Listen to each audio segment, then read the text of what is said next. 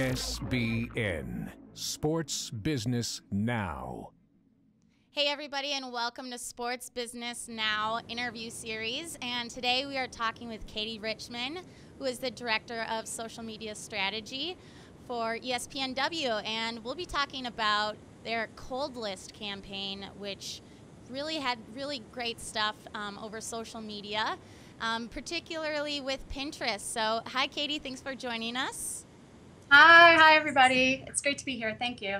So Katie, tell us a little bit about what you do at espnW and what the brand is all about. Some people are unfamiliar with the women's brand. Sure. So I specifically am a director of social media strategy and social products.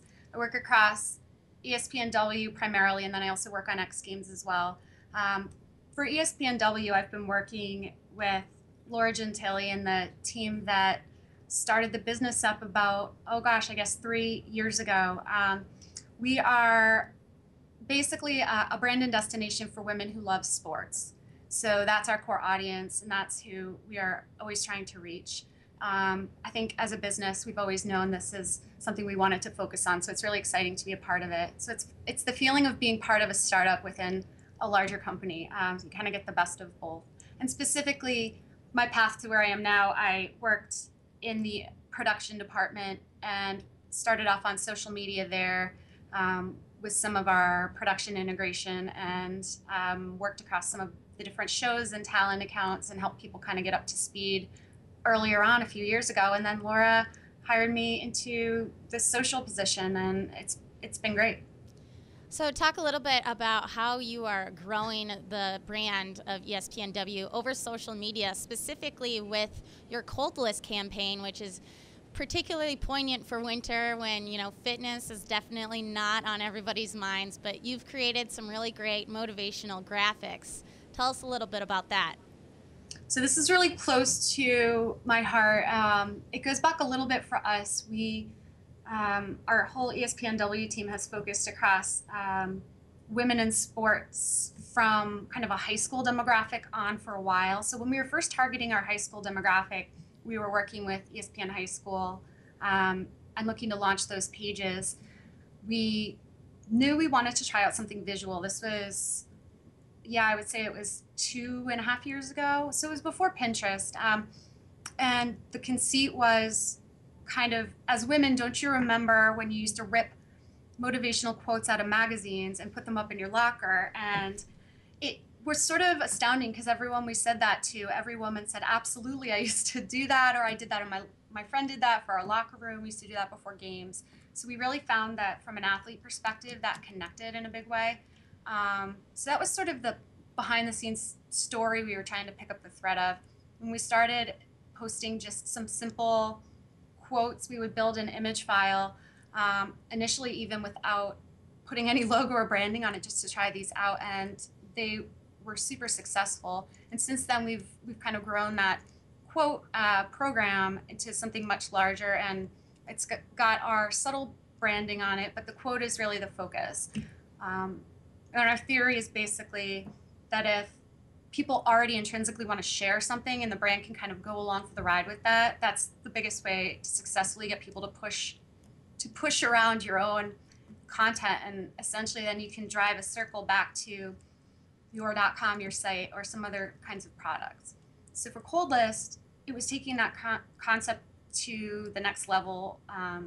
The visuals are gorgeous. We worked with 97th Floor that does really nice infographics to help us put together. We knew what we wanted to do, but we really wanted it to look really cohesive. So the visuals are beautiful, but the content strategy is the part that I'm actually mostly excited about, because it takes it beyond just posting these tiles on Facebook or Pinterest or Twitter. And we built a whole system where you can encounter these tiles in one place or another, and everything kind of flows into the next place. No, definitely. I totally get what you're saying about, posting and cutting out motivational articles. Definitely guilty of that. You did it. I knew it. I have a Pinterest board devoted to motivational quotes, so I am your target demographic there. What have you found to be the most engaging platform for espnW, whether it be Facebook, Twitter, or now the emerging Pinterest, especially for women? So that's an interesting question, because I think for everyone, Facebook is the most engaging platform, whether or not you realize it. Just the sheer numbers of people on Facebook. It's kind of like your first choice should be Facebook and your second choice should be Facebook. Maybe your third choice should be Facebook.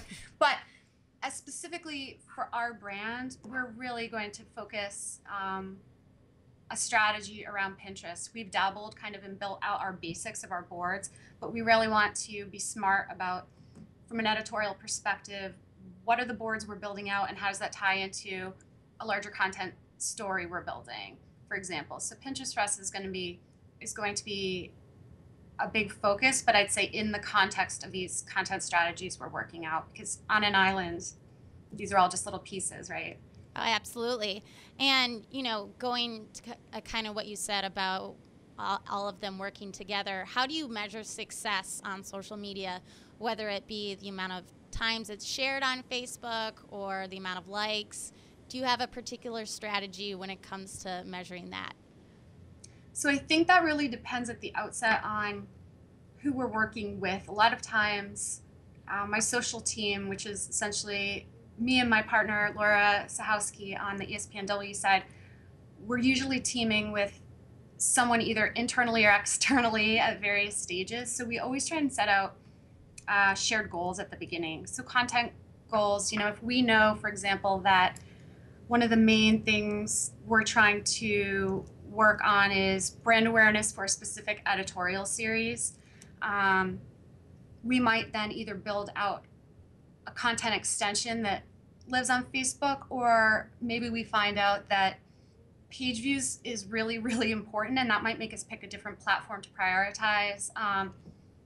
It might also change the way we build out this content strategy so that the way everything kind of links together changes a little bit. But we try to be really clear at the outset with specifically what people are trying to do. Now, that being said, I think what we do is kind of add up a bunch of different success metrics. So we'll look at interaction. I think interaction on the platforms you're on, we look at virality on Facebook a lot for a specific metric, just because it's a nice benchmark for content pieces, and the way EdgeRank has changed for brands, it's made how viral your content is and how many people share is directly correlated,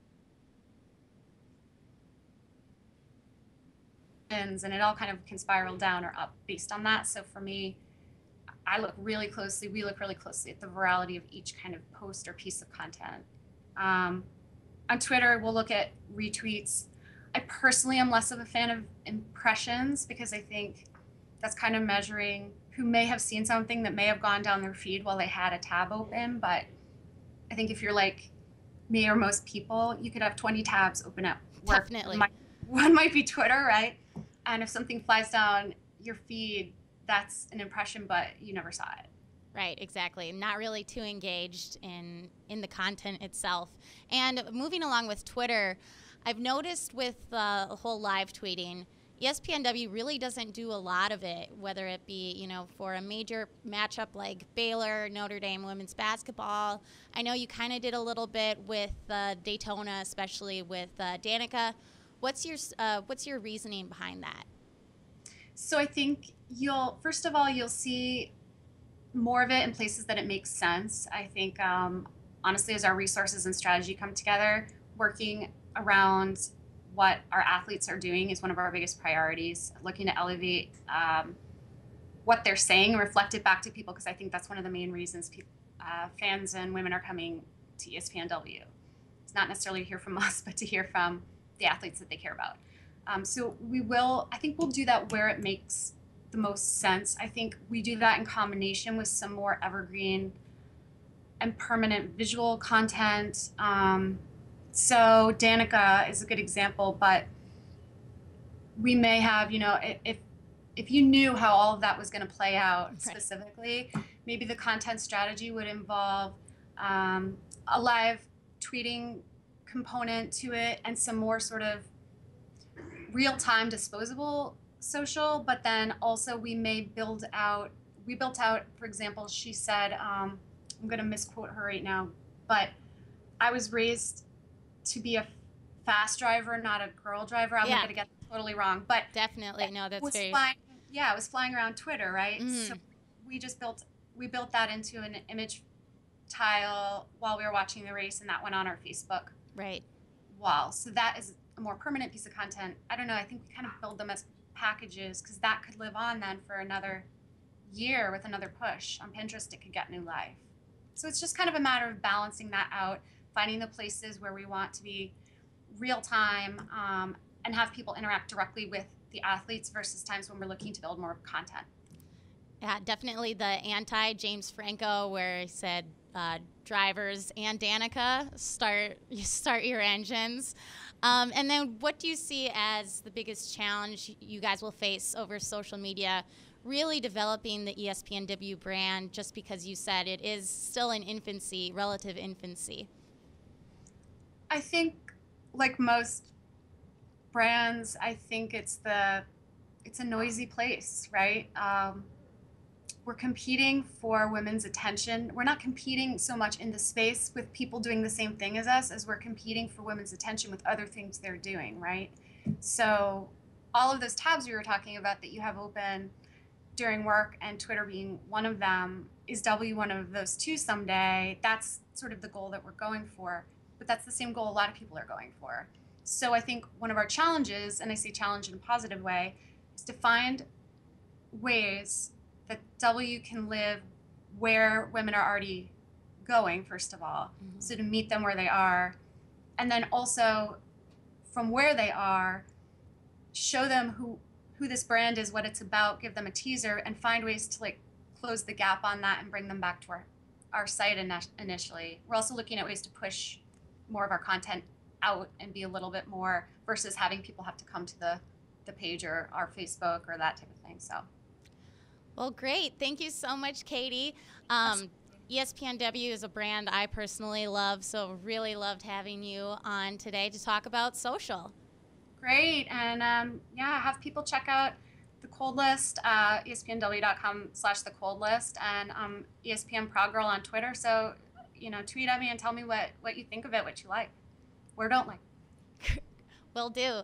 And everyone can watch the replay of our interview here on our YouTube page.